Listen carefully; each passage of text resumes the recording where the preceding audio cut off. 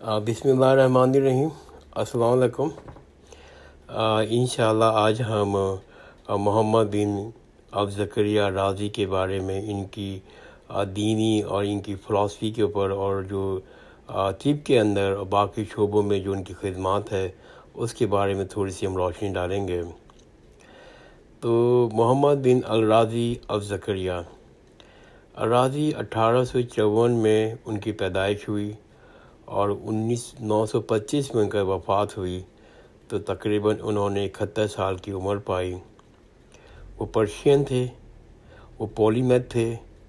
یعنی کہ جب میں پولی میتھ کی بات کرتا ہوں تو اس کا مطلب یہ ہوتا ہے کہ انہوں نے بہت ساری مختلف چیزوں پر سوچا، سمجھا اور لکھا اپنی زندگی میں۔ انہوں نے تقریباً تمام علوم جو اس زمانے میں تھے ان کے بارے میں انہوں نے لکھا بھی ہے، سوچا بھی ہے، سمجھا بھی ہے، اور بہت سی کتابیں لکھی ہیں۔ وہ فزیشین بھی تھے، وہ ایک فزکس کو بھی بہت اچھی طرح سے جانتے تھے، ان کو میڈیسن کا بھی بہت شوق تھا، وہ کیمسٹری کو بھی بڑے شوق سے وہ پسند کرتے تھے، اور انہوں نے بہت سی کتابیں لکھی کیمسٹری کے اندر بھی۔ وہ اصل میں انفیکٹ اس زمانے میں بغداد میں ایک بہت بڑا ہاسپٹل تھا، وہ اس زمانے کی بغداد کی ایک چیف فزیشین تھے، اور فزکس کے حوالے سے بنیادی طور پر وہ علم کلام کے بہت بڑے کریٹک تھے۔ علم کلام کے بارے میں تھوڑا سا بتا دوں تاکہ آپ کو آگے جا کر چیزوں کو سمجھ سکیں، اس کو ربط بنا سکیں۔ علم کلام کے بارے میں یہ ہے کہ اصل میں اللہ تعالیٰ کی کلام کرنا تعالیٰ کی صفت ہے،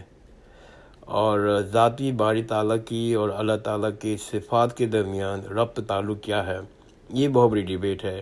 کہ اللہ تعالیٰ کی ذات کے درمیان اور اللہ تعالیٰ کی جو صفات ہیں، جو خوبیاں ہیں، ان کے درمیان تعلق کیا ہے۔ آیا اللہ تعالیٰ کی صفات اللہ تعالیٰ کی ذات کا حصہ ہیں، یہ ایک بہت بڑا ایک ڈیبیٹ ہے،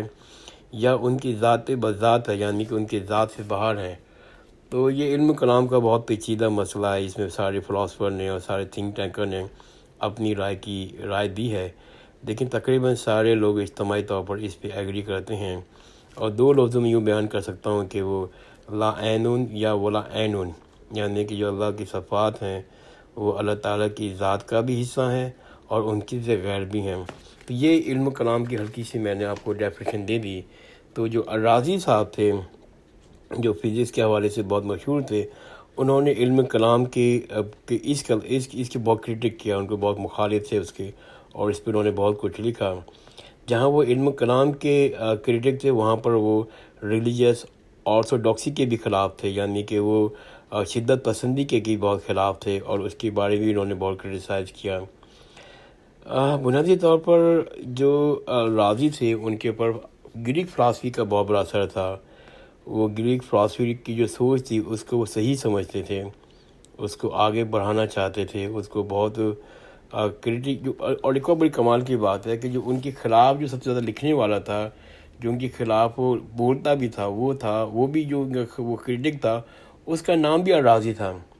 اس کا نام تھا ابو حاتم حمدان الرازی۔ تو جو ابو حاتم حمدان جو الرازی صاحب تھے، وہ خود ایک اسماعیلی تھے، اور انہوں نے جو محمد بن زکریا الرازی کے نام کے آگے دی ہیریٹک لگا دیا، یعنی کہ الرازی دا ہیریٹک۔ اگرچہ الرازی کو میں سمجھتا ہوں، اور بہت سارے فلاسفر جو ان کو سمجھتے ہیں وہ سمجھتے ہیں کہ ان کا جو لقب جو تھا کہ دی ہیریٹک، وہ درست نہیں تھا۔ الرازی کو سمجھنے کے لیے انتہائی ضروری ہے کہ اس چیز کو جاننا چاہیے کہ الرازی کا زیادہ تر کام ہم تک نہیں پہنچ سکا۔ یہ ہماری بد نصیبی ہے، یہ ہماری بدقسمتی ہے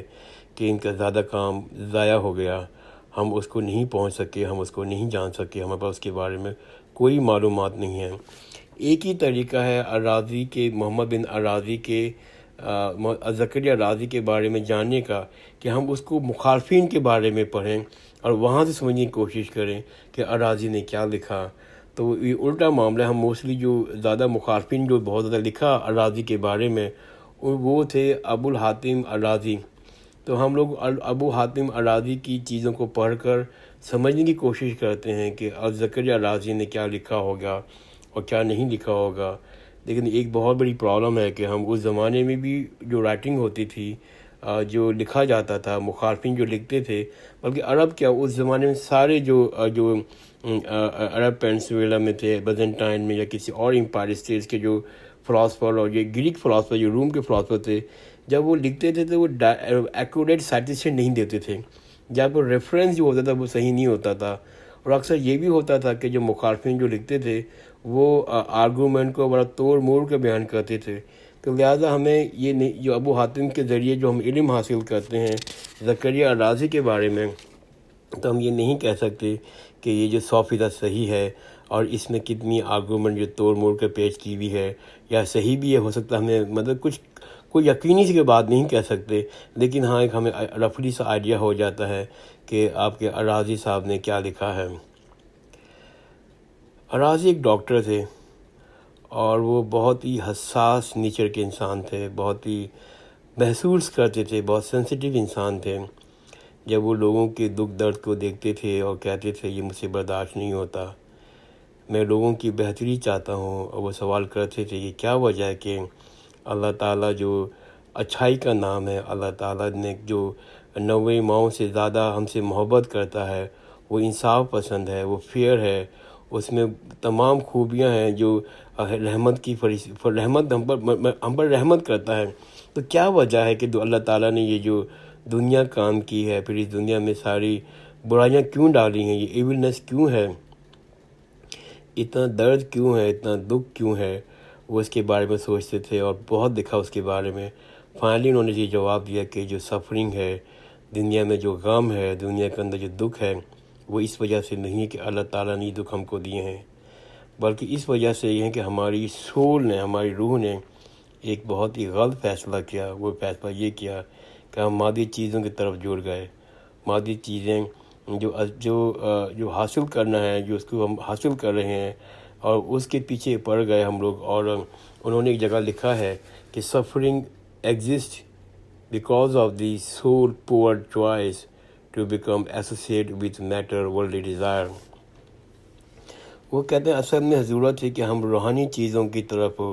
اسپریچولی کی طرف، اللہ تعالیٰ کی طرف، اللہ تعالیٰ کو خوش کرنے کی کوشش کرتے، اللہ تعالیٰ کو تلاش کرنے کی کوشش کرتے، اللہ تعالیٰ کی علم حاصل کر لے، اللہ تعالیٰ کے اللہ قریب آنے کی کوشش کرتے، لیکن ہم نے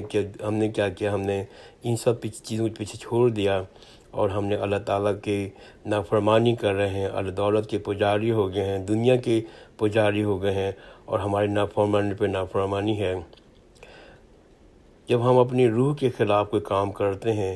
تو ہماری روح جو ہم کوئی گناہ کرتے ہیں، کوئی بڑے گناہ کرتے ہیں، تو ہماری روح چیختی ہے، چنگارتی ہے اور روتی ہے، لیکن ہمیں اس کی آواز نہیں آ رہی ہوتی، اور پھر مسلسل گناہ کرنے کی وجہ سے جو ہماری روح ہوتی ہے وہ پس مردہ ہو جاتی ہے، وہ مایوس ہو جاتی ہے۔ جب بھی ہم لوگ اپنی زندگی میں ڈپریشن کا شکار ہو جاتے ہیں، جب بھی ہم اپنی زندگی کے اندر مایوسی کا شکار ہو جاتے ہیں، جب بھی ہماری زندگی کے اندر ڈپریشن ہوتا ہے، اور پھر ہمیں ہر قسم کی تکلیف کا احساس ہوتا ہے، تو الرازی کہتے ہیں کہ ہمارا سب سے بڑا قصور یہ ہے کہ ہم نے اپنی روح کے خلاف کام کر رہے ہیں، ہم اپنی روح کی تکلیف دے رہے ہیں، اللہ تعالیٰ کی نافرمانی کر رہے ہیں، اور یہی وجہ ہے کہ اس دنیا میں غم اور سفرنگ اور پین ہے۔ الرازی جو تھے وہ ایک مکمل طور پر ایک ریشنل کنسسٹنٹ تھے۔